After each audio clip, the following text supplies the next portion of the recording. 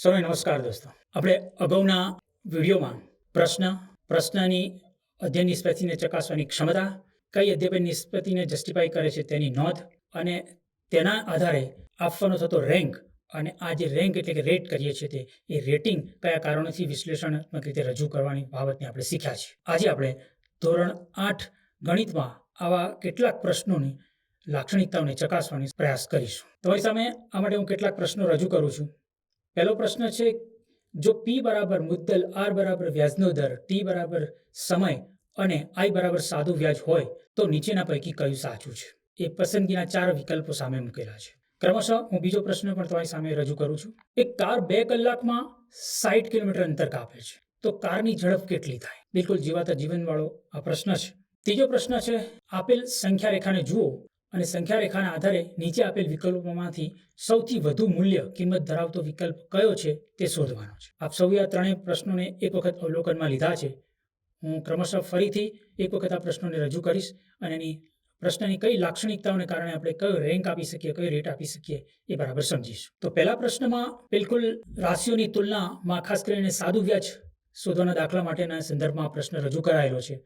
અને આપ શું જાણો છો એ પ્રમાણે બિલકુલ સામાન્ય માહિતી ઇન્ફોર્મેશન જે આપેલી હોય, મુદ્દલ, વ્યાજનો દર, સાદું વ્યાજ અને લાગતો સમય, એના ઉપરથી બિલકુલ સૂત્રને યાદ રાખી અને આ પ્રશ્નનો જવાબ મળી શકે એમ છે. સારી બાબત એ છે આ પ્રશ્નની કે એના વિકર્ષકો જે મુકાયા છે એ એવી વૈવિધ્યપૂર્ણ રીતે મુકાયા છે જે આ પ્રશ્નને વધારે સારી ક્ષમતા બક્ષે છે. તો બિલકુલ સીધું ઇન્ફોર્મેશનમાંથી યાદ કરીને આપી શકાય એવો સવાલ છે, ત્યારે હું આ પ્રશ્નને મારી દ્રષ્ટિએ રેટિંગ 2 આપું છું. બીજો પ્રશ્ન છે, એક કાર 2 કલાકમાં 60 કિલોમીટર અંતર કાપે છે તો કારની ઝડપ કેટલી થાય? આપણે વારંવાર જીવાતા જીવનમાં પણ આવા કેટલા સમયમાં હું પહોંચી ગયો એવા પ્રશ્નો આપણે અનુભવમાં લીધેલા છે. પરંતુ ઝડપ એ પ્રતિ કલાકે મપાય છે. આ કન્સેપ્ટને બરાબર સમજ્યો હોય તો એ સાચો જવાબ આપી શકશે. તો જીવાતા જીવન સાથે જોડાયેલો છે અને બિલકુલ ગુણોત્તરના સંદર્ભમાં આ પ્રશ્નનો જવાબ મળી શકે એમ છે. તો આ પ્રશ્નને પણ હું રેટિંગ 2 આપું છું. ત્રીજો પ્રશ્ન છે, સંખ્યા રેખા ઉપર છે. સૌથી પહેલી લાક્ષણિકતા એ છે કે આ પ્રશ્ન બિલકુલ સંખ્યા રેખા પિક્ટોરિયલ પ્રેઝન્ટેશન છે અને જે સંખ્યાઓ છે P છે અને Q છે એનું એક સિમ્બોલિક પ્રેઝન્ટેશન છે. મોટે ભાગે આ પ્રશ્નના જવાબ માટે આપણે વિચારીએ ત્યારે કે કોઈ પણ સંખ્યાનો સરવાળો કરીએ એટલે મોટો જ થાય એવી એક સંકલ્પના છે.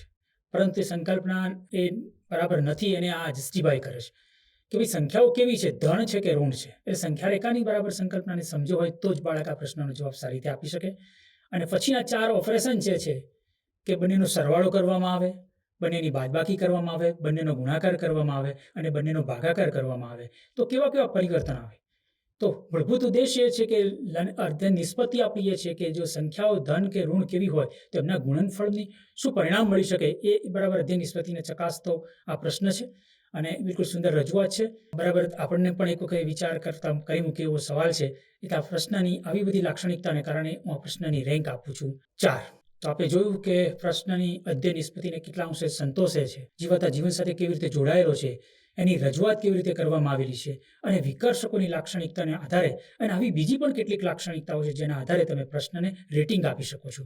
આપે મોડ્યુલમાં આપેલા આવા પ્રશ્નોને અવલોકવાના છે, જોવાના છે અને આવી લાક્ષણિકતાના પરિપ્રેક્ષમાં એને મૂલવણી કરી અને ચોક્કસ રેટિંગ આપવાનો છે અને આના રેટિંગ આપવા પાછળના આપના કયા કારણો છે એની પણ નોંધ કરી લાવવાની છે. એટલે ભવિષ્યમાં ફેસ મોડમાં જ્યારે આપણે તાલીમ કરીશું ત્યારે આપની સૌની સાથે બાબતે વિગતે ચર્ચા કરી અને સમજને વધારે સ્પષ્ટ કરીશું. નમસ્કાર.